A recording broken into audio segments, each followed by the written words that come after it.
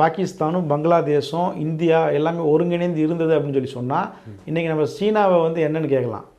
சரிங்களா? ஏன்னா சீனாவின் மக்கள் தொகை நம்ம இன்றைக்கி மிஞ்சிட்டோம். ஆனால் பொருளாதார வளர்ச்சியில் நம்ம அவங்கள மிஞ்ச முடியல. இப்போ ஒருங்கிணைந்த பகுதி இவ்வளோ பெரிய ஒரு பிராந்தியம் நமக்கு இருந்துச்சு அப்படின்னு சொல்லி சொன்னால், ஒரு பக்கம் காஷ்மீர் பிராந்தியத்தில் சுற்றுலாவில் வந்து நம்ம தான் டாப்பில் இருந்திருப்போம். சரிங்களா? இந்த பக்கம் பெங்கால் மேன் பவர் வந்து அங்கே இருக்குது.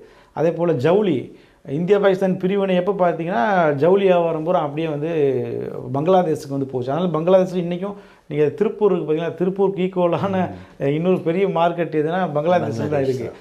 அதெல்லாம் வந்து இங்கே அங்கே போனவங்க தான். அப்போ வந்து இந்தியாவுடைய மிகப்பெரிய வளர்ச்சி வந்து இந்த பிரிவினையால் வந்து பாதிக்கப்பட்டது.